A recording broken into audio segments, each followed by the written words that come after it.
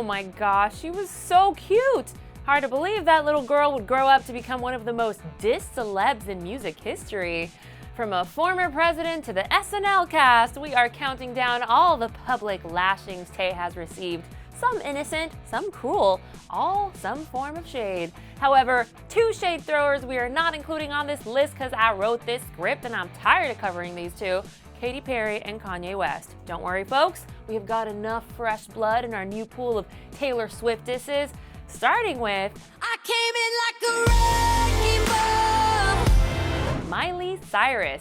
In 2015, when asked about Taylor's squad of women, Miley actually revealed that Tay's clique was not for her. Quote, "None of my friends are famous, and not because of any other reason than I just like real people who are living real lives because I'm inspired by them," she told the New York Times.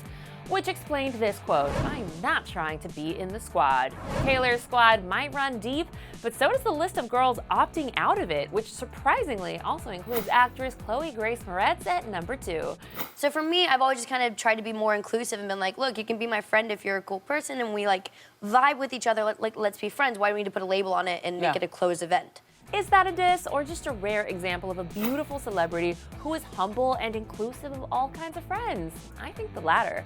While Chloe wouldn't want to take part in Tay-Tay's squad because she finds squads too cliquey, Rihanna has a very different reason for not wanting to be friends with the lady group.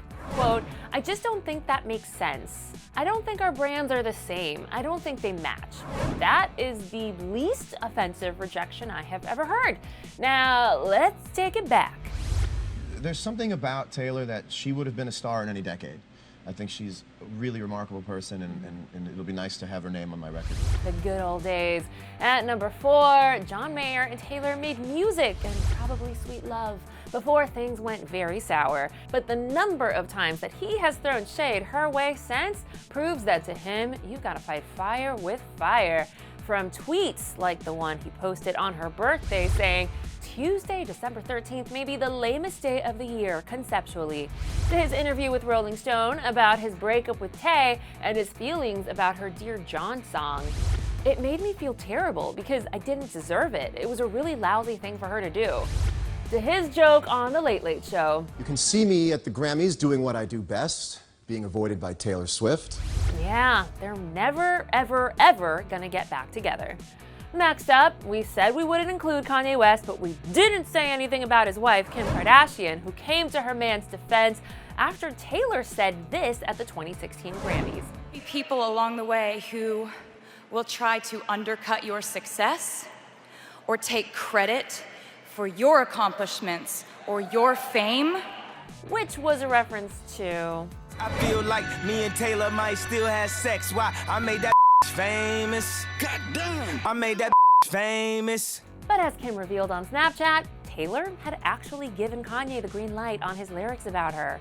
To all my Southside that know me best, I feel like me and Taylor might still have sex. Whatever line you think is better, it's obviously very tongue-in-cheek either way. And I really appreciate you telling me about it. That's really nice. No words. Well, Taylor Swift, you stay away from Michael J. Fox's son. Or go for it. No, she needs some me time to learn about herself. 6 on our list. At the 2013 Golden Globes, Amy Poehler and Tina Fey cracked a couple of innocent jokes about the pop star, which ruffled no one's feathers, except apparently Taylor's, who responded with this famous quote, "There's a special place in hell for women who don't help each other." This feud was then taken to the next level when Michael J. Fox of the original joke weighed in.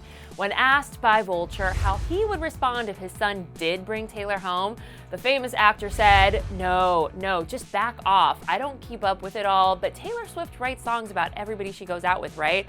What a way to build a career." So how would he react if Swift showed up to his family dinner? "I wouldn't even know who she was," until he'd hear her on the radio, and then he said, quote, "Sam, you piece of shit. Oh, that was the girl you brought home." I feel bad for Taylor. I mean, girls gotta have a thick skin, like armor-like, to survive being a constant punchline. And it doesn't end there. At number 8 on Watch What Happens Live, host Andy Cohen brought up the Amy Poehler, Tina Fey, Michael J. Fox debacle with the very sharp-tongued Chelsea Handler. And here's what she had to say. That she thinks that they were out to get her, and they were clearly making a joke just about her demeanor, which is embarrassing. I mean, she's just dated so many men. And then Chelsea revealed her theory on why men date Taylor. My theory about Taylor Swift is that she's a virgin, that everyone breaks up with her because they date her for 2 weeks, and she's like, I'm not gonna do it. And they're like, oh, well, forget it, then I don't wanna date you.